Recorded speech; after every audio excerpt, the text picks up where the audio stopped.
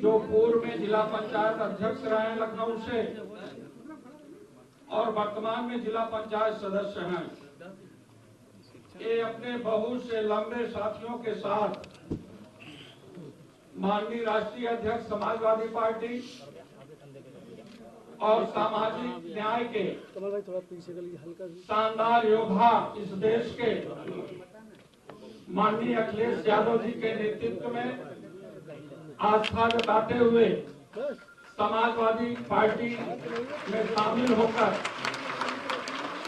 आज विजय बहादुर यादव जी का इस कार्यक्रम में मौलाना इकबाल कादरी साहब भी, विधायक रविदास मल्होत्रा जी, विधायक बाबू बलराम यादव जी, आदरणीय चौधरी राजेंद्र प्रसाद जी और इस कार्यक्रम में कई हमारे सम्मानित नेता मंच पर उपस्थित हैं।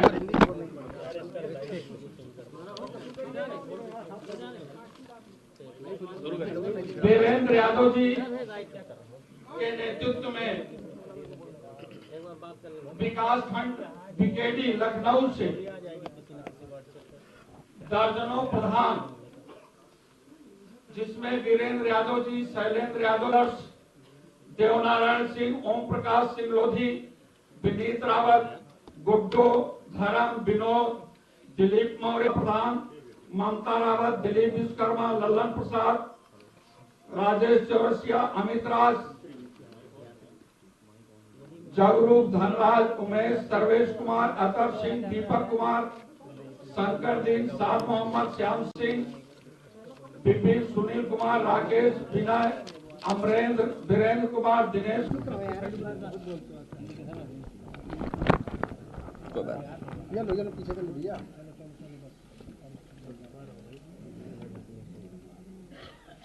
सबसे पहले मैं अपने प्रेस के साथियों का धन्यवाद देता हूं।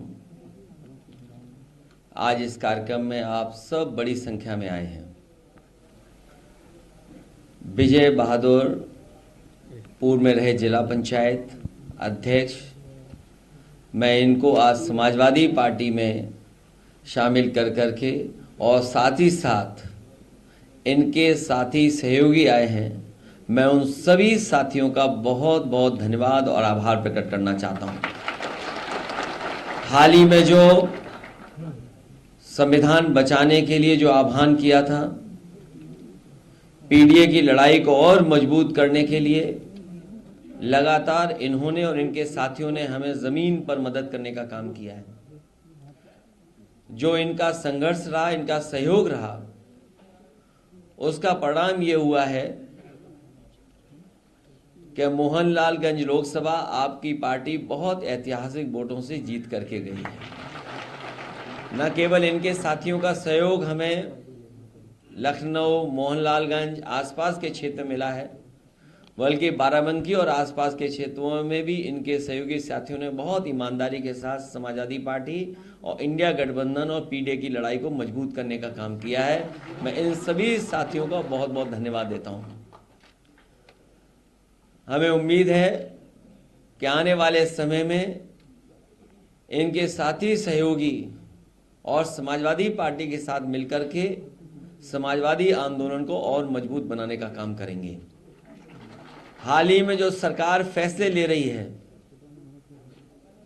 ये सरकार जो आपस में लड़ रही है, इनके फैसले भी जल्दीबाजी के हैं। जहां शिक्षकों को परेशान करने के लिए जो सरकार ने फैसला लिया कि ऑनलाइन डिजिटल अटेंडेंस ली जाएगी, समाजवादी पार्टी ने उसका विरोध भी किया। और आपके माध्यम से मैं कहना चाहता हूं, यह फैसला स्थगित नहीं होना है। स्थगित का मतलब यह है कि कभी भी सरकार इसको लागू कर सकती है। तो यह फैसला निरस्त हो, तभी हमारे शिक्षकों की असली मदद होगी। वहीं ये जहां कमजोर पड़े हैं,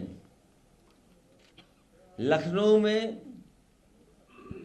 और सरकार में ये कमजोर पड़े हैं इसलिए इन्होंने ध्वस्तीकरण का अपना फैसला टाला है। ये फैसला ही टाला है, ये फैसला हमेशा हमेशा के लिए खत्म नहीं हुआ है।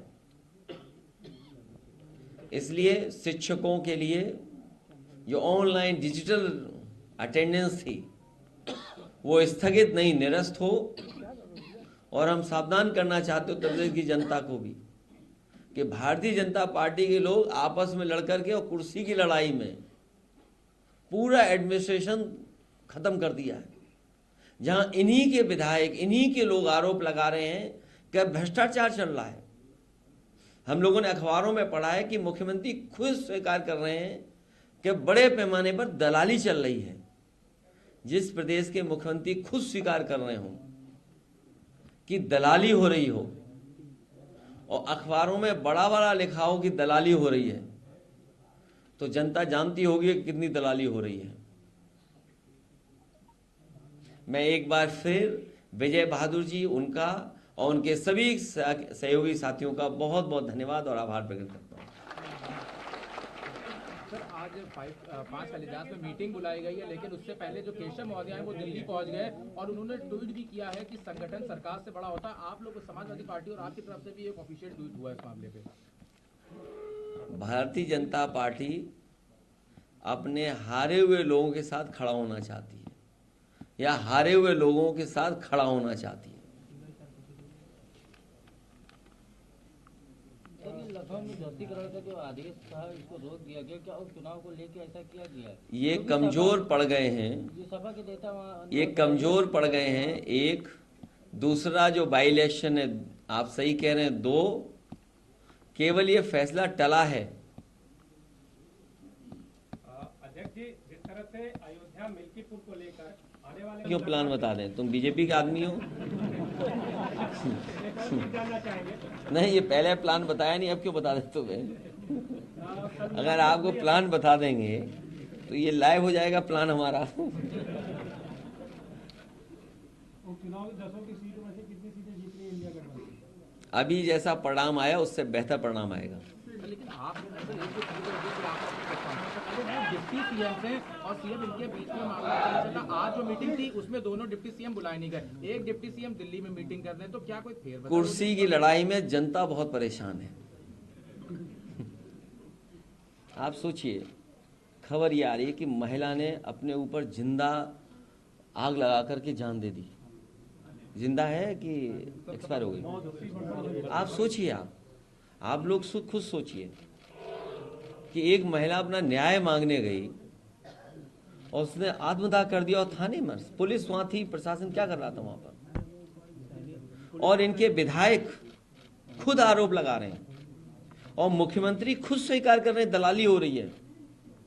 तो सवाल ये, जनता ये भी तो सुनना चाहेगी या जानना चाहेगी कि अगर मुख्यमंत्री महसूस कर रहे हैं कि दलाली हो रही है तो जो दलाली कर रहे हैं उन पर कार्रवाई क्या कर रहे हैं।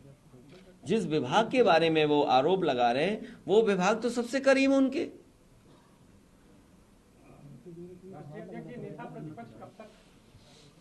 अब सदस्य आप नहीं तो आपको बना देता। नहीं, मेरी तो इच्छा है कि आप ही बन जाओ तो आप पक्ष अच्छा रखोगे हमारा, क्योंकि अंदर की भी बात आप जान रहे होगे।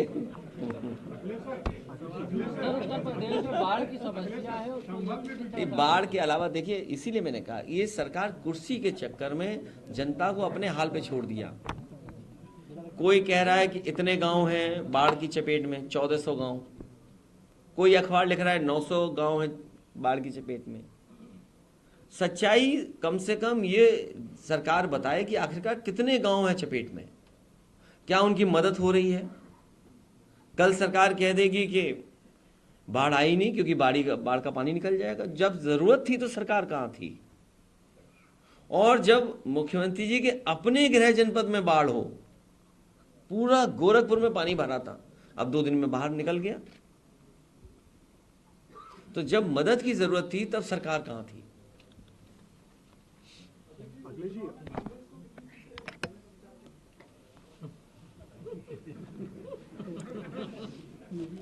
आप कहो तो सब दे दें, क्योंकि सरकार तो बननी नहीं है। अच्छा, कोई सरकार बननी है बताओ। अगर आपकी इच्छा हो तो हम पूरी दे देंगे, जाइए।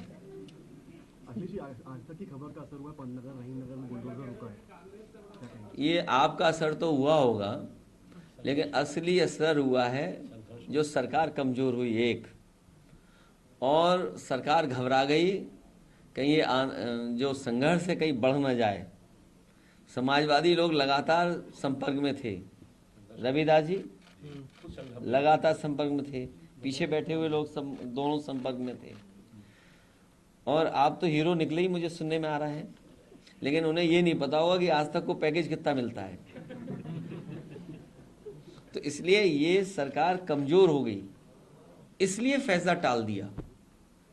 क्या जो पहले जिन लोगों का घर उजाड़ा था, ये सरकार मजबूत होती तो इनका भी उजाड़ देती घर। तो किसने फैसला लिया था घरों को हटाने का?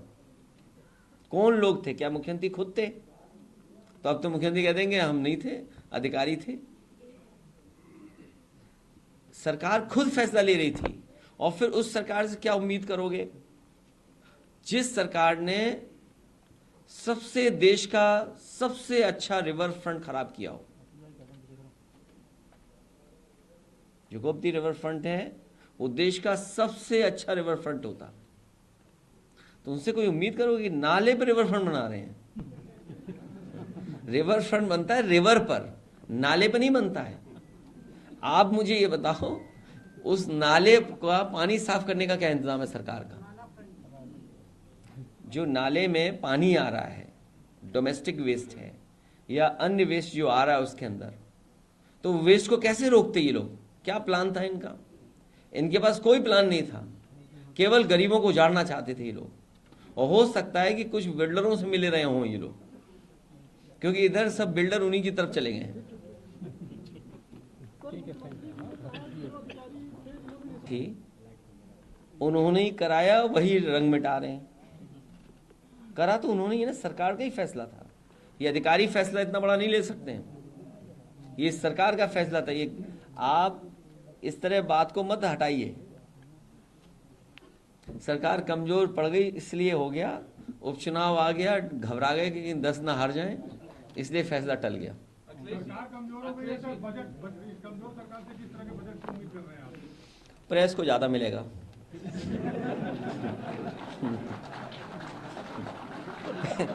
जो प्रेस को कितना मिलता है? कितना बजट है प्रेस का? रविदास जी कितना है? हैं? इतना सच मत बोलो हमारे। अगर ये सही है, इस अखबार को बीच बीच में कम मिला है। ये अपना सच बता रहे हैं। नहीं, अब बजट पे जब आएगा तब बोलेंगे, अभी नहीं। सर एक बात बताइए, नहीं, देखिए ऐसा है, बजट पे तो केवल एक ही पक्ष है, बजट का केवल एक पक्ष है कि जब ये देश की सरकार ये कहती है कि 5th लार्जेस्ट इकोनॉमी बनने वाली है और बहुत जल्दी 3rd लार्जेस्ट इकोनॉमी भारत की हो जाएगी।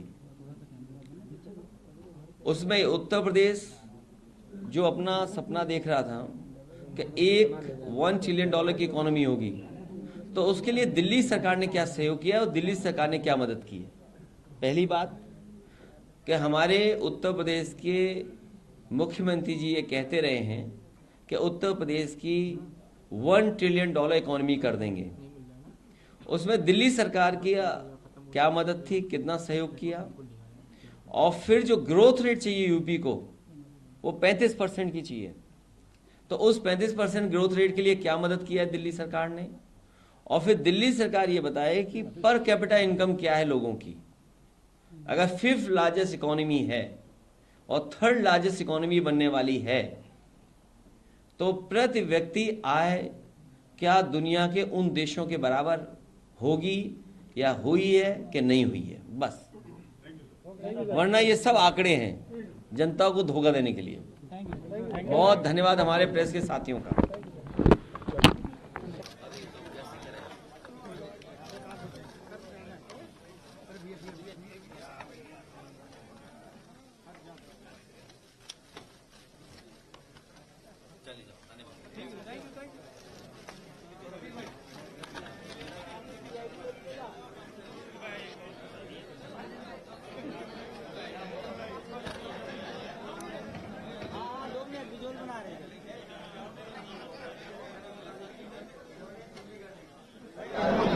जिंदाबाद